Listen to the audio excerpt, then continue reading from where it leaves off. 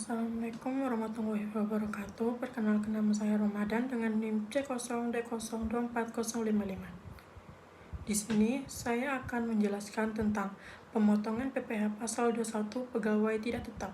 Yang pertama yaitu pegawai tidak tetap menurut PMK 168 tahun 2023. Berdasarkan PMK 168 tahun 2023, pegawai tidak tetap didefinisikan sebagai pegawai termasuk tenaga kerja lepas yang hanya menerima penghasilan apabila pegawai yang bersangkutan bekerja berdasarkan jumlah hari bekerja, jumlah unit hasil pekerjaan yang dihasilkan, atau penyelesaian suatu jenis pekerjaan yang diminta oleh pemberi kerja. Karakteristik utama pegawai tidak tetap adalah yang pertama, ketidakpastian penghasilan, yang kedua, basis perhitungan yang beragam, yang ketiga, tidak ada jaminan konstitusi, dan yang terakhir, fleksibel waktu bekerja.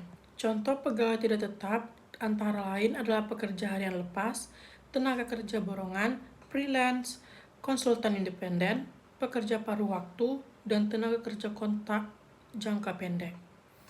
Pembedaan antara pegawai tetap dan pegawai tidak tetap menjadi penting karena berimplikasikan pada perbedaan mekanisme pemotongan PPh pasal 21, termasuk tarif yang digunakan dalam metode perhitungannya. Selanjutnya ada mekanisme pemotongan PPh pasal 21 pegawai tidak tetap. PMK 168 tahun 2023 mengatur mekanisme pemotongan PPh pasal 21 pegawai tidak tetap dengan menggunakan sistem yang disederhanakan namun tidak akurat. Mekanisme ini dirancang untuk mengurangi beban administratif pemberi kerja sekaligus memberikan kepastian hukum bagi pegawai. Yang pertama, batas minimum pemotongan. Berdasarkan ketentuan terbaru, PPh pasal 21 tidak dipotong apabila pegawai tidak tetap kurang dari Rp450.000 per hari dan kumulatif bulannya kurang dari Rp4.500.000. Ketentuan ini memberikan perlindungan bagi pekerja dengan penghasilan rendah. Yang kedua, penerapan TER harian. Apabila penghasilan melebihi batas minimum, maka digunakan tarif efektif rata-rata atau biasa disebut dengan TER harian sesuai dengan ketentuan PMK 168 tahun 2023. TER harian ini disesuaikan dengan tingkat penghasilan dan status perpajakan pegawai. Yang ketiga, pemotongan per masa pajak. Pemotongan PPh pasal 21 dilakukan pada setiap masa pajak atau bulanan berdasarkan penghasilan yang diterima dalam masa pajak tersebut. Yang keempat, rekonsiliasi akhir tahun. Pada akhir tahun pajak, dilakukan rekonsiliasi dengan menggunakan tarif pasal 17 UU PPh untuk memastikan kesesuaian antara pajak yang dipotong dengan pajak yang sebenarnya terutang. Yang kelima, kewajiban pemberi kerja. Pemberi kerja wajib memotong, menyetor, dan melaporkan PPh pasal yang dipotong sesuai dengan ketentuan yang berlaku.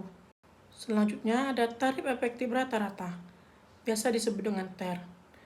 Merupakan inovasi dalam sistem perpajakan Indonesia, diperkenalkan melalui Peraturan Perpajakan Nomor 58 Tahun 2023 dan diatur lebih lanjut dalam Peraturan Menteri Keuangan 168 Tahun 2023. TER dirancang untuk menyederhanakan perhitungan pajak sekaligus mempertahankan aspek keadilan dalam perpajakan. Untuk pegawai tidak tetap, TER diterapkan berdasarkan penghasilan harian atau bulanan dengan mempertimbangkan frekuensi pembayaran dan besaran penghasilan. Selanjutnya ada kesimpulan. Berdasarkan pembahasan yang telah diuraikan, dapat ditarik beberapa kesimpulan penting mengenai pemotongan PPh pasal 21 pegawai tidak tetap. Peraturan Menteri Keuangan Nomor 168 Tahun 2023 telah memberikan definisi yang jelas mengenai pegawai tidak tetap sebagai pegawai yang hanya menerima penghasilan berdasarkan hari kerja, unit hasil kerja, atau penyelesaian pekerjaan tertentu. Karakteristik ini membedakan secara fundamental dari pegawai tetap. Penerapan sistem tarif efektif rata-rata biasa disebut dengan TER merupakan terobosan dalam perpajakan Indonesia yang berhasil menyederhanakan mekanisme pemotongan pajak tanpa mengurangi aspek keadilan. Sistem ini mengeliminasikan kompleksitas perhitungan sambil mempertahankan akurasi pajak terutang. Penerapan batas minimum sebesar 450.000 per hari dan sebesar 4.500.000 per bulan memberikan perlindungan bagi pekerja dengan penghasilan rendah dari beban pajak yang tidak proporsional. Peraturan Menteri Keuangan Nomor 168 Tahun 2023 berhasil mengurangi beban administratif pemberi kerja dalam menghitung dan memotong pajak pegawai tidak tetap, sekaligus memberikan kepastian hukum bagi semua pihak yang terlibat. Peraturan ini sangat relevan dengan perkembangan ekonomi digital dan gig ekonomi yang semakin berkembang di Indonesia, di mana jumlah pegawai tidak tetap terus meningkat. Sekian presentasi dari saya ucapkan terima kasih. Wassalamualaikum warahmatullahi wabarakatuh.